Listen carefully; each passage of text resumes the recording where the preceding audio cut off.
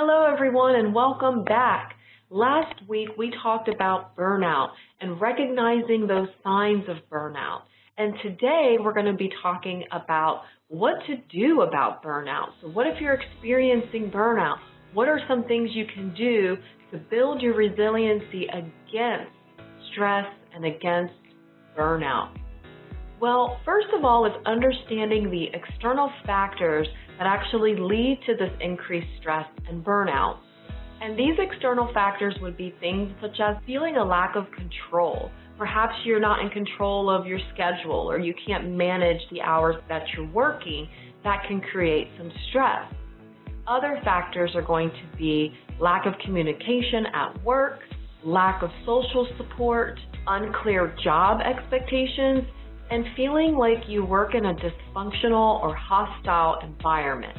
Those are factors that can all increase stress and lead to burnout. So things that you can do to reduce burnout are going to start with number one, communication. Talk to your family, talk to your friends about the fact that you're experiencing burnout. And more importantly, if burnout is happening in the workplace, you need to talk with your manager. You need to talk with someone who can help make some changes to the work environment. And to help reduce the workload, perhaps you can delegate these tasks to someone else. You can also work on time management. And perhaps some of the things that are impacting your schedule and putting pressure on you is that you may be having difficulty managing your time. So talking with a coworker or family member or friend can help to evaluate if this is actually a factor. Step number two is increasing your social interactions and make these interactions meaningful, such as partaking in hobbies or clubs that interest you. If faith is an important part of your life, then perhaps join a weekly Bible reading group.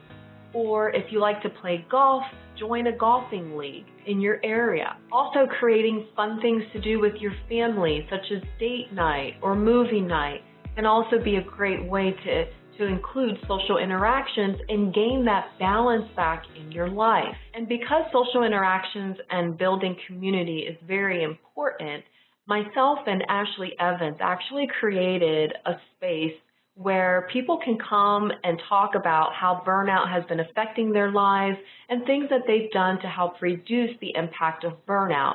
And this is done every Thursday night on LinkedIn. It's a live audio at 7 p.m. Eastern. So I'll make sure to link it in the description in case you'd like to follow me there on LinkedIn and join our Thursday meetings. So if you saw our video on how to stay mentally fit, then the next few tips on how to bolster resiliency and decrease burnout are going to come of no surprise to you.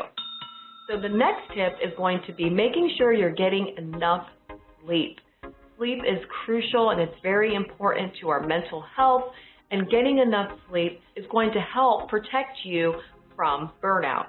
And the recommended sleep time is 7 to 9 hours. So make sure you set aside enough time to get that amount of sleep. And in the video that I made a couple weeks ago, I actually talked about 3 main tips that you can do to improve your sleep. So I'll link it up here and in the description as well. You also want to make sure that you're decreasing your caffeine intake. As we talked about last week, burnout can cause you to feel very tired and fatigued. But please avoid the pitfall into drinking too much caffeine to try to increase your energy. Remember, when you're in the throes of burnout, your cortisol levels are sky high, and caffeine can exacerbate the stress response and make it worse. So limiting your caffeine will have profound results. Another way to boost resiliency against burnout is going to be low-impact exercises, such as yoga or going for a walk. And the reason we stress low impact is because, again, high impact exercises and doing things that increase that stress response can actually be hurtful when you're trying to heal or trying to mitigate burnout. Because if you're already experiencing the signs and symptoms of burnout and then you start partaking into high-intensity exercises, that can actually activate that sympathetic response even more. So it's best to start out with low-intensity exercises. And another important way to boost resiliency is going to be eating a balanced and healthy diet. And when we're talking about a balanced diet, that means decreasing your sugar intake, or try your best to eliminate sugar from your diet, because sugar is very inflammatory to your body and can only exacerbate that stress response.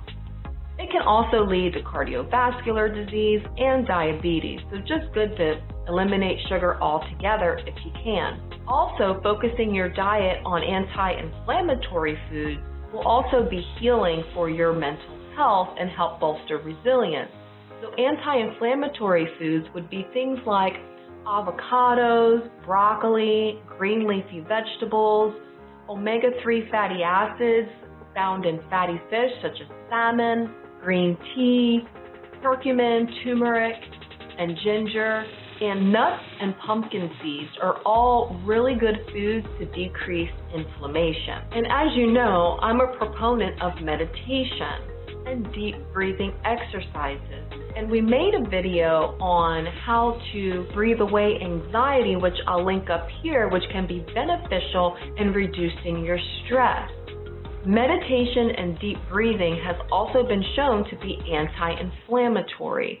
So this is a really good way to help bolster your resilience against burnout. And last but not least is going to be negative distortions and decreasing those negative distortions.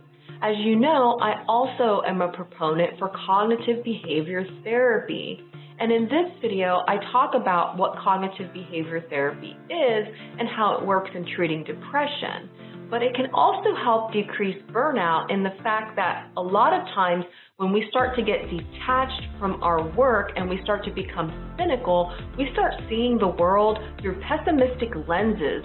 And so therefore, practicing some cognitive behavior therapy skills can actually help to reverse that negative thinking so that you can minimize your negative thinking and see both sides of the picture. Look at the positive and the negative and make a realistic impression of the circumstances instead of going for the negative all the time. You can also decrease negative distortions through thought journaling, and gratitude journaling has also been shown to be very helpful to increase positive perspectives on life.